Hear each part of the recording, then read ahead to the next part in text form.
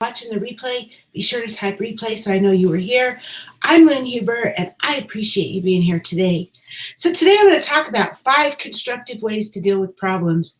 There's a lot of fear in our lives right now, right? With the coronavirus, people being sent home from work, kids are home from school.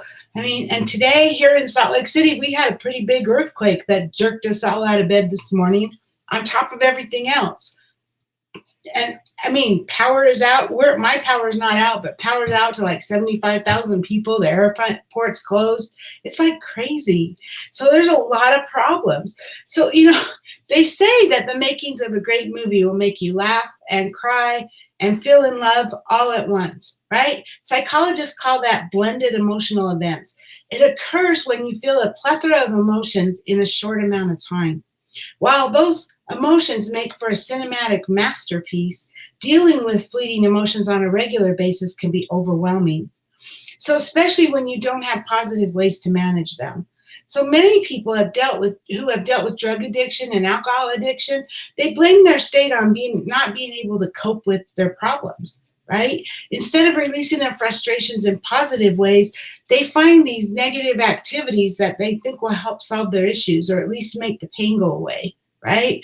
But unfortunately, millions of people lose their lives to these unwise coping strategies because drugs and alcohol isn't the answer, right? But other negative coping strategies aren't as evasive, but they aren't any better as far as how well they work for you. Some of them may include passive aggressiveness, laziness, or avoidance.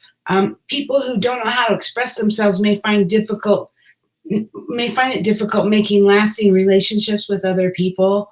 This makes for a lonely existence, and it could result in anxiety and depression. So repressing your emotions, whether it's good or bad, it comes with inner challenges, and lots of times that can impact your daily routine. So instead of allowing your emotions to overwhelm you, it's a good idea to develop positive coping strategies that'll help you get through this, right? This will help you avoid potentially dangerous activities that could put you or other people in danger. If you start to find yourself feeling overwhelmed with everything that's going on or with other problems in your life, you need to find constructive ways to manage them. So I have 5 tips to help you effectively deal with your biggest challenges. So things, like I said, things are scary now. So the first one, talk to a trusted friend.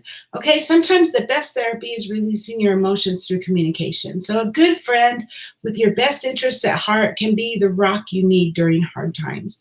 Confide in someone you trust to alleviate this stress and maybe get suggestions, kind of talk back and forth and work through things, right? Sometimes other people have experienced the same kinds of things that you have, or they're able to offer reliable information that can help you. Now, I know that we're not allowed to go out right now and congregate and, go out and meet friends for dinner, obviously, but we still have our phones, right? We still have our phones. And contrary to what everybody believes, these phones are actually to make phone calls. I know that we use them for everything but, right? But, you can call someone or even better, FaceTime them. So if you're stuck at home, you probably have lots of time to spend talking to your friends. Hi, Jennifer. Good to see you. Thanks for being here. Another way is get a hobby. There's nothing more satisfying than creating something new in the face of challenges. So if you're experiencing problems, it's wise to spend your time doing something productive. This gives you a sense of purpose without dwelling on your issues. Such hobbies can include art or cooking, or maybe you can start a jigsaw puzzle or start coloring pages. I have a friend that does coloring pages, or crochet or knit, or even just doing something like cleaning out your closet, right? This is a good time to do that, right? But sometimes the act of engaging in an activity is therapy in itself. Seek professional help. Sometimes things can be so overwhelming that we need the guidance of a trained professional. If you feel like you're getting in over your head, or you feel like this is too much for you, don't be afraid to seek help for the toughest challenges, because a trained counselor or therapist is never going to judge you or reveal what you share with them to anybody else, but they're going to be able to offer constructive advice that you can put into your daily life. And they can be really helpful for you. And right now, that might be a little harder to find somebody because we're all in lockdown. But hey, reach out because many professionals are still available. They're just transitioning to video calls and phone calls, but they're still going to be able to help you. Meditate. Although it might seem counterproductive to do nothing when you're having stress, sometimes meditation can give you the clarity that you need. Meditation encourages you to allow thoughts and emotions to come without judgment, right? It gives you that mindset. You just sit there, just let any thought come up, anything that's bubbling up, just let it come up with, and don't judge it. Just sit there and meditate, right? Whatever happens in your mind happens. So after your mind is clear, you're able to take control of your problem and develop a positive solution. So some people also find journaling after meditation to be a great way to develop some positive coping strategies and solutions. So another one, exercise. Engaging in regular exercise is scientifically proven to release problem-solving endorphins, right? You're releasing energy that would normally be used worrying and converting it into something productive. If you're dealing with minor to major issues, increasing your exercise routine can provide your mind with some much-needed clarity. In fact, right now, with so many of us stuck at home, it's especially important to start thinking about putting some kind of exercise into your routine. I mean, we're not getting out. We're not walking as much. We're not doing, we're just not active. We're at home, right? And we need the exercise for our waistlines as well as for our mental health. It can be huge for our mental health while we're stuck at home right now.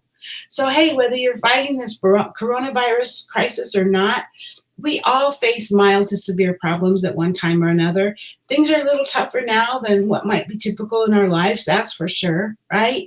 But we will get through this. I know we will. We just have to write it out. We're going to get through this.